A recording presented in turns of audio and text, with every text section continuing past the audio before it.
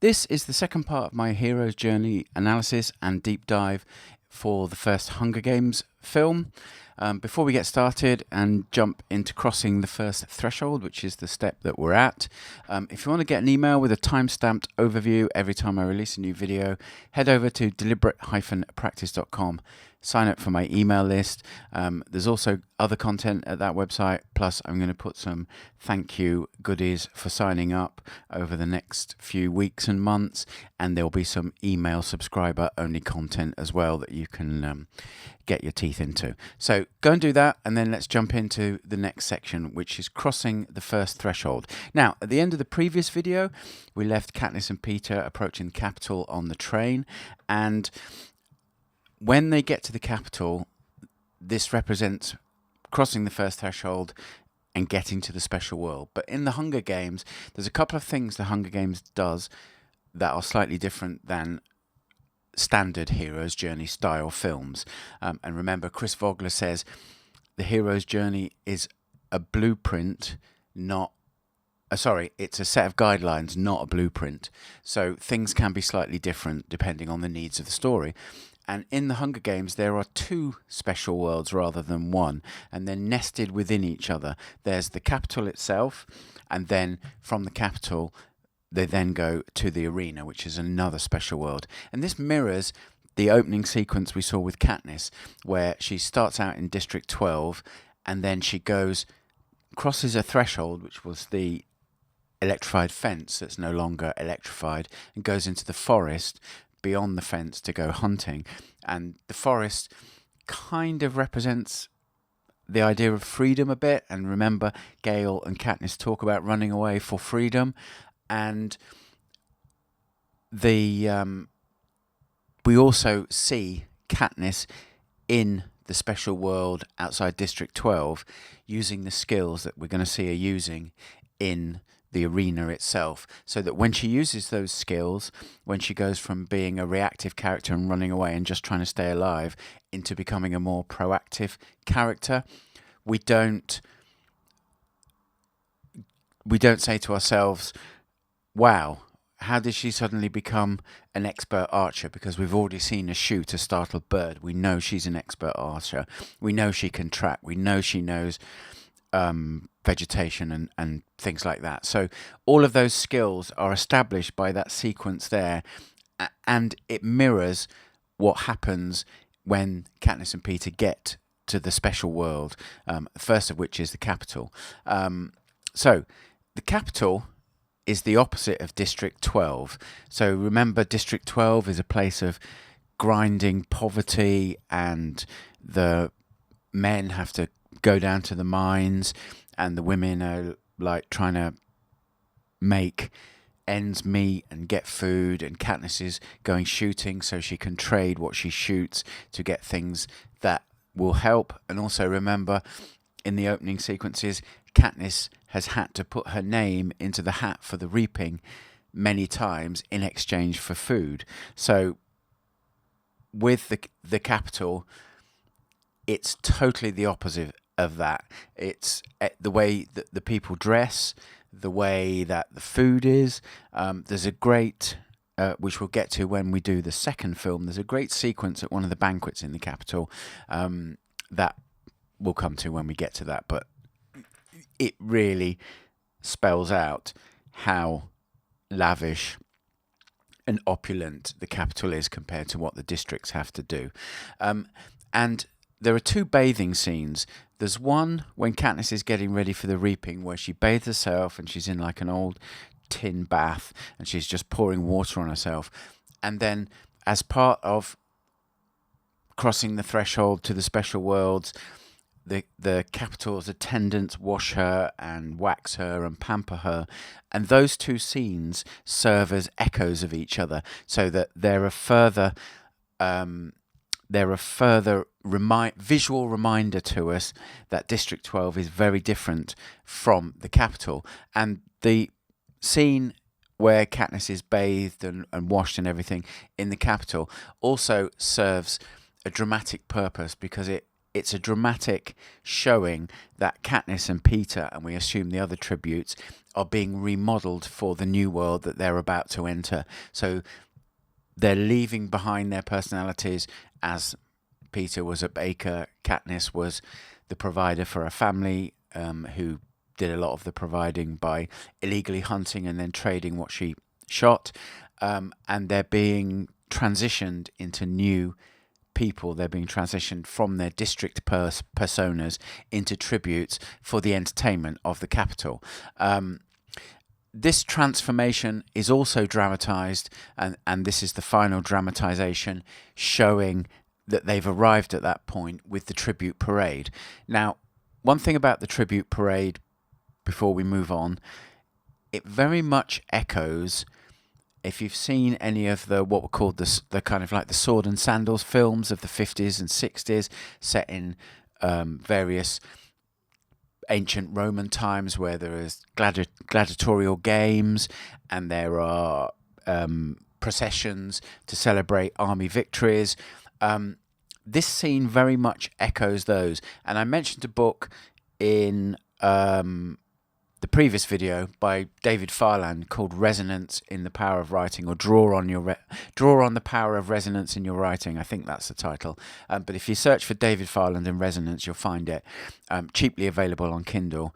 And he talks about doing this, about making suggestions and allusions to other films and other stories, and borrow some of their power and the images that go with them by doing that. And there's a lot of that in this sequence, where they're in chariots and they're drawn and they go into a big arena and there's lots of cheering people, and it's very much echoing those kind of triumphant processions and also the gladiatorial games and things like that happened in films like Spartacus, but there was a whole slew of them in the late 50s. I mean, so many that they were nicknamed swords and sandals or whatever it was.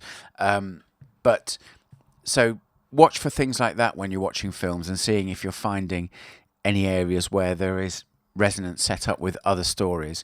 And in this tribute parade, we get the first glimpse of Katniss with flames coming out of her costume, which is really eye-opening for the audience. And then Peter gets Katniss and gets her to link hands, and they hold them up to the crowd, which the crowd really love. And we see Katniss's reluctance, and we see Peter persuade her by saying, "Come on, the crowd will love it." So really important little details that are happening there that have payoffs further down the line.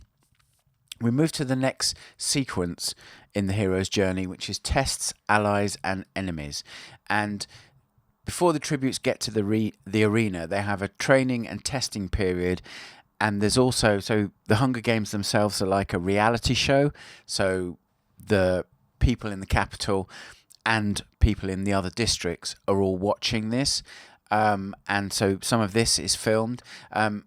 Cinna emerges as more than an ally. He emerges as a second mentor for Katniss, and we'll see Snow pay that off as punishment for her in the second film. Peter seems to be an ally, though their relationship is complicated, and it gets more complex in the interview scenes, which we'll talk about, because Peter says to Caesar, and note that the interviewer is called Caesar, so there are Roman names as well, which strengthen that resonance with the gladiatorial games and the triumphant processions. So again, use of names can provide resonance. But Caesar says, "Is there a special girl?" And he says, "There was, or there is." And he said, "Well, maybe if you win and you go back, she'll pay attention to her." And Peter says something like, "I don't think so, because she came here with me." And that causes tension with Katniss. But it's kind of the... sorry, let me just click away from that bullet point. I didn't want to go to that just yet. And that is that combined with the holding of the hands in the air sets up for when Haymitch further down the line tries to sell the idea of the star-crossed lovers.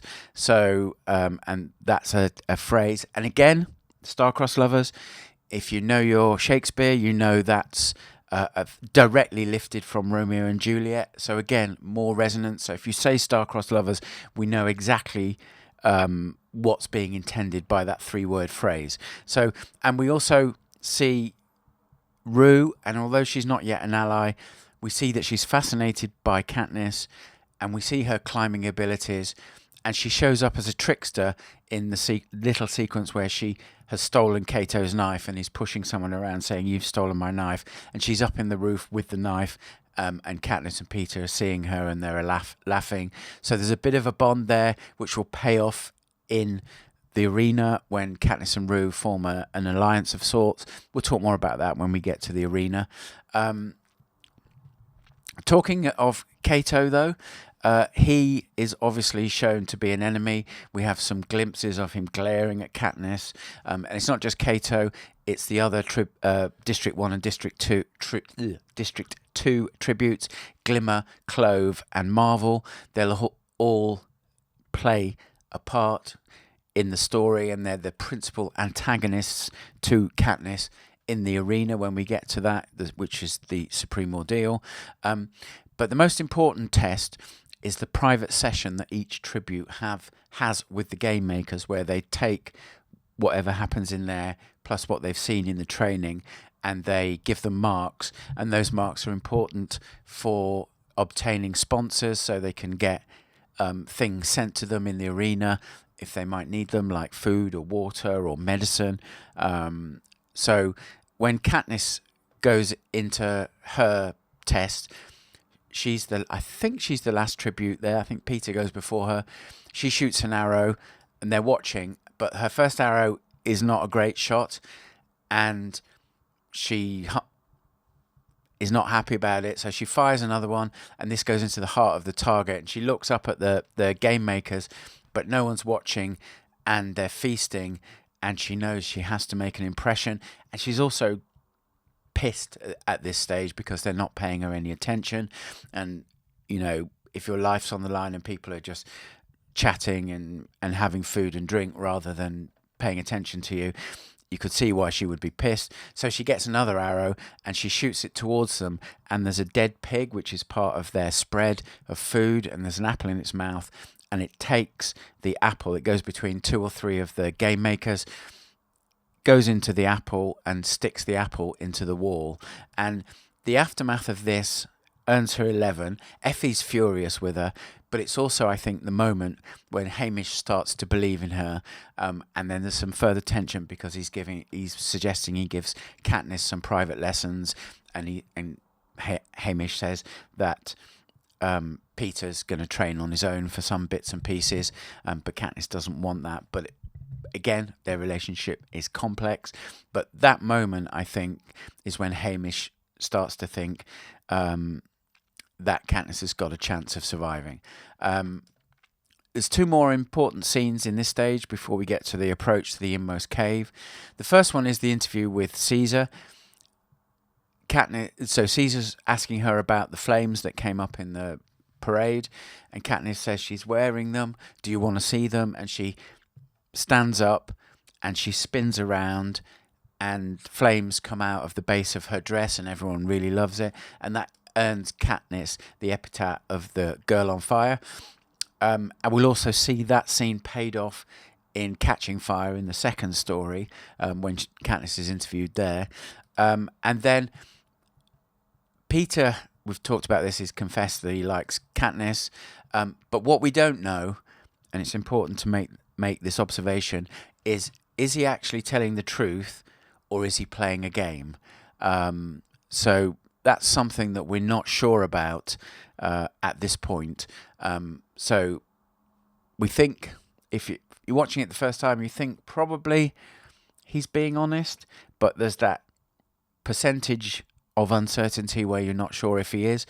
And then the final piece to note is the night before the games are due to start themselves, Katniss can't sleep. She goes to the roof. Peter's there, and they're having a little conversation. And Peter says, "I don't want them to change me. I want to show them they don't own me." Really important piece of dialogue that we paid off in the resurrection scene, at the end of the story. So remember that for when we get to that scene. Then we get to the approach to the inmost cave. Hamish's last piece of advice: avoid the cornucopia. It will be a bloodbath. They'll put a bow and arrows there. Avoid it. Run. Find high ground and water. And he sets out the strategy that he thinks Katniss should take. Then there's preparations. They get in the transporter. In the transporter, they're given the injection of the tracker in their arms. Katniss is in the elevator, or waiting for the elevator with Cinna. She gets a gift from her second mentor, which is the Mockingjay pin, which was taken off her when she came to the capital. And Cinna also gives her a gift of confidence. He says, "I bet on you." And he says, "Stay alive." When Katniss rises into the arena, note that the initial, and you can watch this scene on YouTube, it's available if you search for it. When she comes up above ground, the sun's directly in her eyes, and she's a little disorientated, and she can't see properly. And again, that's marking another threshold. So they're going from the first of the special worlds, which is the capital, and they're going into the second special world, which is the arena itself. And she has that little moment of disorientation, which is really common when you cross a threshold. If you watch more stories and you see when people cross thresholds, you'll see there's things like they stumble, they lose their balance, or they literally fall into the special world, that kind of thing. She's looking around at the other tributes, and Peter shakes his head, telling her, "No, don't go for the bow, you need to run." Then we get the countdown sequence. Countdown sequence is a really interesting, very small narrative unit. What the storytellers do, they give us a beat where nothing's happening, essentially, but we get rising tension as we're waiting for the games to start. And remember, Hamish has said, avoid the cornucopia, it's going to be a bloodbath. So we're looking around thinking, wow, who's going to get killed here? But we also see different groups of people watching the games, and how they are reacting to it tells us a lot about how the games are perceived in different places. So the people in the capital are really excited. They can't wait. We've got the games masters who are just going about their jobs professionally. We've got people in another district. Memory serves, we don't know that it's District 12, but you probably think it's District 12, and they're watching, and they're not excited at all. They're just resigned. And we see Katniss's mum and Prim watching it via a projected screen onto the wall in their homes, and obviously they're not excited and they're nervous what's going to happen to their sister, their daughter. So the way that's done is really clever. And then what's cleverer is we cut to Gale, and he's alone in the hills, and all the sound dies, and it's just Gale looking around before we then cut back for the final few beats before the Hunger Games itself actually starts. And when that does, the arena is like a long, supreme ordeal with different stages. And that's what we're going to cover in the next episode when we continue this hero's journey analysis. That next step is the supreme ordeal. In the Hunger Games, the supreme ordeal is a lot longer than you'll find in other hero's journey style stories. You could almost analyze what happens in the arena as its own mini story with its own sequence of inciting incident, meeting with mentors, etc., etc., etc. But we're going to look at it as a supreme ordeal. If you've got any questions or comments on this, drop me an email, paul@deliberate-practice.com. Or you might be interested, if you're a frustrated and or aspiring fiction writer, in the resource I'm putting together, the Writing Vault. You see the address there where you can find details about it. It'll also be linked in the description for this video, so do go and check that out. If you've got questions about it, use the paul@deliberate-practice.com email. Thank you for watching this video. I'll catch you in the next video in this series, where we're going to look at the Supreme Ordeal and Katniss's journey through the special world of the arena.